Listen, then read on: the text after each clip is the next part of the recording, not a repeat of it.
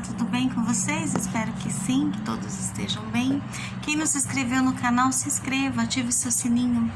Você sabe o que quer dizer barbarismo? Bom, barbarismo é um desvio da pronúncia ou grafia na semântica. Se você olhar, por exemplo, no dicionário, o barbarismo ele vai estar como um substantivo masculino, né? Que é uma condição de um bárbaro. O que seria isso? De um povo bárbaro ou aquele que faz barbaridade ou barbáries. Para um grego antigo, ser bárbaro seria não falar o próprio idioma, que seria o estrangeiro, né? Ou o estrangeirismo, aquele que fala outro idioma que não o grego. Né, que fosse de uma outra raça, de uma outra civilização, ele não era aceito na cidade. Então, na língua portuguesa, o barbarismo é um desvio de pronúncia, tá? Um desvio nessa grafia, na semântica. Tem gente que ainda usa como adjetivo, olha que bárbaro, como se fosse uma coisa super legal, mas se você pensar e for da onde vem a palavra, a etimologia, você já vai saber que não é uma coisa boa nesse sentido, né? De fazer barbárie, de um povo bárbaro, uma pessoa que é rude, que é sedimentar, que é cruel, vamos dizer assim. E na língua portuguesa também, o barbarismo, então, é esse desvio da pronúncia, tá? Que tem, então, por exemplo, no uso das palavras estrangeiras. Então, a gente tem uma substituição delas na língua portuguesa. Também é considerado o caso de barbarismo. Por exemplo, se eu falar uma pronúncia da grafia, uma pronúncia recorde, por exemplo, o Bolt bateu o recorde, tá errado, porque aqui no Brasil a gente tem que falar recorde, ele não é uma proparoxítona para ser recorde. Pode ser lá com recorde, com demudo em outro país, mas aqui não.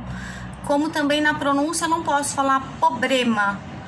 Não, tem gente que fala, tudo bem. Tem alguns linguistas que brigam, ainda falam, não, importante na língua é a comunicação. Fez a comunicação, fez o entendimento, tá correto. Sim, é importante que se entenda que o mais importante da língua é a comunicação, mas também existe a norma culta, que ela tem que ser seguida.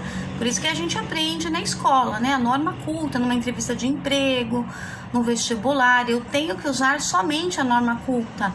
Então, eu não posso escrever problema, eu tenho que escrever problema na pronúncia, né? A pronúncia correta, P-R-O-P, B de bola, L-E-M-A, problema.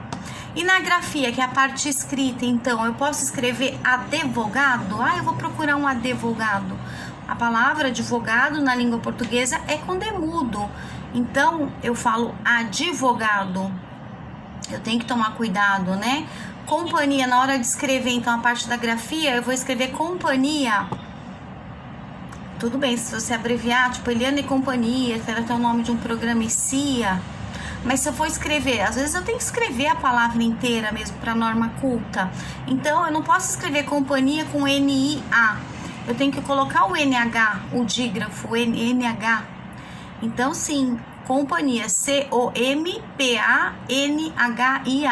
Aí sim fica na norma correta, no sentido de estar na norma culta, norma padrão da língua portuguesa. Na semântica, por exemplo, o juiz absolveu o réu na acusação. Absolver é liberar, né? O termo correto é absolveu, com B mudo. Lembra que o advogado era com D mudo? Aqui é o B de bola, B mudo. E no estrangeirismo, por exemplo, que a gente tem mania de falar palavras de outros idiomas e às vezes eles não foram, né, aportuguesados. Então eu vou printar a tela, ou por exemplo, ao invés de falar na língua portuguesa, eu vou falar, eu vou imprimir algo, né? Então a gente tem mania de usar pronúncias de outros idiomas, aí a gente chama também de estrangeirismo, tá? E é um tipo de barbarismo também, porque tem essa mudança, esse desvio na língua portuguesa, né? Na pronúncia ou na grafia, ou também na semântica. Espero ter ajudado e até um próximo vídeo. Um beijo.